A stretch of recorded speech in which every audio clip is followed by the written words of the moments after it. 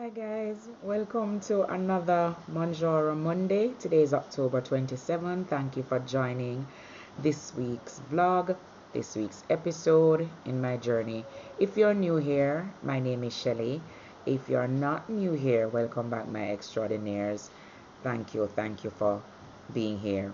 So this week, as you can imagine, is week 9 of my Mounjaro journey. And today is a little bit unusual. It's unlike any other because for the first time, I am going to experience what it is to go through a Mounjaro treatment, in the way where chaos meets consistency. And what exactly do I mean by that? Well, today is the 27th of October and I'm Jamaican, and by now I think the world is aware that Jamaica is on the verge of a major Category 5 hurricane. So my Mounjaro Monday has just met Melissa. Yes, that girl Melissa. Anyway, um, so this week of course is quite unusual because if anybody knows anything about a hurricane, generally people, particularly Caribbean people, usually stack their house ram stack with food, and more so comfort food in times of hurricane.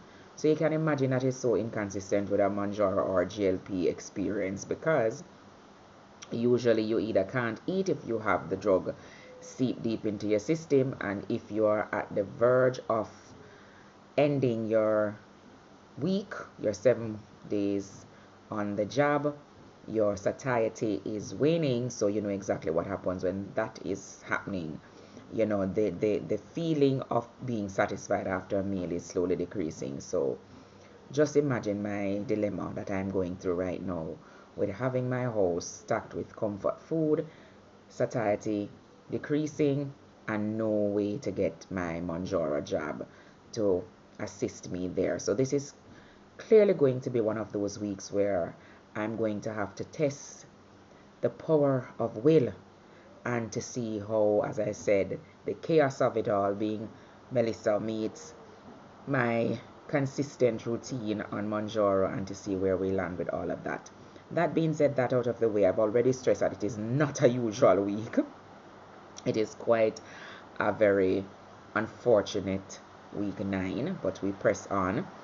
Um, my current weight out of this week as of today was 183.2, and as I said, my mindset, my mind state, um, and mental, place is very low because I'm going through this catastrophic um, environmental disaster, while at the same time I'm going through my own um, disaster when it comes to trying to be disciplined on my Mounjaro without my jab. So it's just pure chaos. I'm trying to maintain this week as best as I can with some amount of discipline, as I said, trying to ensure that I don't overdo any of the bad behaviors that the drug assisted me with, and hopefully all the lessons that I would have learned over the last 8 weeks, I would have been able to put them into practice for the rest of this week to see what is happening. Because if you know anything about a Category 5 hurricane, when it hits, chances are normalcy will not be restored very soon.